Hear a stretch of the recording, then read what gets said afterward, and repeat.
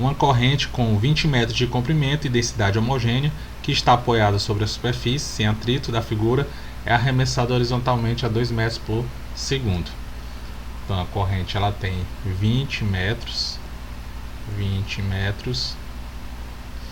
e ela já tem uma velocidade aqui na horizontal de 2 metros por segundo.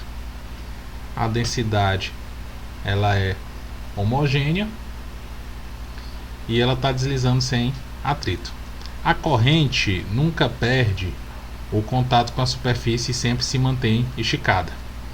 Quando uma porção de 10 metros de comprimento da corrente está sobre a parte inclinada, cujo ângulo com a horizontal é de 30 graus, a sua velocidade possui módulo de aqui. Ela faz 30 graus com a superfície. Eu vou refazer aqui essa rampa. Então a corrente ela vem aqui, essa parte, depois ela entra na parte inclinada. Essa parte inclinada ela tem 30 graus com a horizontal. Então eu vou fazer o seguinte, eu vou já desenhar a corrente com uma metade dela já aqui na parte inclinada. Então a corrente aqui, agora a parte inclinada. Pronto. Aí a questão fala que ela tem 10 metros para cá, a parte inclinada. Se a corrente tem 20 metros, então ela tem 10 metros para cá, certo? Então eu posso tratar esse problema da seguinte maneira: como a corrente ela tem densidade homogênea, então eu posso fazer o seguinte, eu posso pegar, dividir essa corrente no meio e tratar o movimento de seu centro de massa. Se eu fosse pegar seu centro de massa aqui, não ia fazer tanta diferença, até porque a velocidade do centro de massa até o centro de massa chegar na parte no começo da inclinação é constante, então não vai interessar ao problema. Vai me interessar a parte do centro de massa que está aqui na região inclinada. Então eu vou tratar a corrente como sendo duas partes e vou pegar o centro de massa de cada metade, ou seja, o centro de massa na parte que está na inclinação e o centro de massa na parte que está na parte horizontal. E esse centro de massa, que é CM, eles estão interligados. De maneira que esse problema ele se assemelha a um problema de plano inclinado. Deixa eu refazer isso aqui. Se assemelha a um problema de plano inclinado com dois blocos unidos por um fio passando por uma polia, que é usando o centro de massa, é como se a massa estivesse toda concentrada aqui nesse ponto, e esses dois centros de massa estão conectados, então é como se a gente tivesse aqui um problema de blocos, fios e polias, massa M e aqui massa M. Pronto, agora podemos tratar esse problema com a segunda lei de Newton, certo? Mas antes, como é que nós vamos fazer para descobrir a velocidade? Primeiro, ele está partindo daqui com a velocidade 2 metros por segundo, ou seja, V0 igual a 2 metros por segundo, e ele chega aqui com a determinada velocidade V. Muito bem, então como é que nós vamos saber isso aqui? Se a extremidade da corrente ela percorreu 10 metros, então o centro de massa, como ele está aqui no meio, então ele só percorreu 5 metros. 5 metros. Então podemos usar a equação de Torricelli. V quadrado é igual a V0 quadrado mais 2 vezes a aceleração vezes delta S. Olha, nós temos o V0, que é dado na questão. Nós temos o delta S, que acabamos de descobrir. Nesse caso a gente está pegando o movimento do centro de massa. Ele andou 5 metros. a partir do momento que ele entrou na parte inclinada, e basta sabermos quem é a aceleração do problema. Então vamos aplicar a segunda lei de Newton em cada bloco. Então, nesse bloco aqui da parte inclinada, eu vou começar por esse aqui, na horizontal.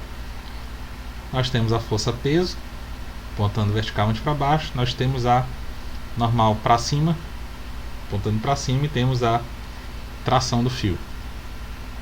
Aqui nós temos normal, peso e tração. Como o problema não tem atrito, então não vamos precisar dessas informações.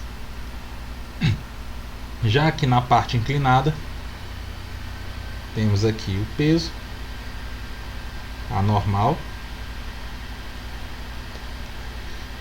temos a tração aqui no fio e não temos atrito na parte inclinada. Então aqui tração, normal, peso. Agora nós temos que decompor esses componentes. Uma componente paralela ao nosso plano e a componente vertical. A componente paralela é o Px e a componente perpendicular é o Py. De novo, assim como na parte horizontal a gente não vai precisar das componentes perpendiculares, nós não vamos precisar das forças perpendiculares, aqui também nós não vamos precisar das forças que estão aqui na direção perpendicular à superfície inclinada. E aqui é o ângulo 30 graus. Vamos precisar só do que está aqui na parte paralela ao plano. Então nós temos no bloquinho de baixo, vai começar de cima, nós temos a tração igual a massa vezes a aceleração. A única força que está atuando aqui na horizontal. Já aqui no bloco na parte inclinada nós temos o Px menos a tração, isso aqui é massa vezes a aceleração. Temos aqui um sistema. Se eu somar essas duas equações, eu elimino a tração do nosso problema. Então ficamos com Px igual a 2 vezes massa vezes a aceleração. Mas quem é o Px? Px é o cateto oposto aqui sobre a hipotenusa, é o P seno de 30. No caso, Px é o cateto oposto, P é a hipotenusa. Então P seno de 30. Só que P é igual a mg e seno de 30 é 1 meio. Então substituímos aqui, vamos substituir Px aqui na nossa expressão. 1 meio de mg igual a 2 m vezes a. Não vamos precisar das massas. G é igual a 10. Então, a aceleração, isolando aqui a aceleração, nós temos G sobre 4. Mas G é igual a 10 metros por segundo quadrado, dividido por 4. Simplificando aqui por 2, nós temos que a aceleração é igual a 5 meios em metro por segundo ao quadrado. Pronto, achamos a aceleração. Agora vamos substituir na equação de Torricelli. V quadrado é igual V0 ao quadrado. Quem é V0? 2 metros por segundo elevado ao quadrado, mais 2 vezes a aceleração, que é 5 meios, vezes o deslocamento, que é o ΔS, que é 5 metros. Então, dividindo aqui 2 por 2, ficamos com V igual 5 vezes 5, 25, mais 4, 29. 29, como é que está elevado ao quadrado, passa a raiz dos dois membros, então fico com raiz de 29 metros por segundo. Então essa é a nossa resposta. Então gabarito, letra A.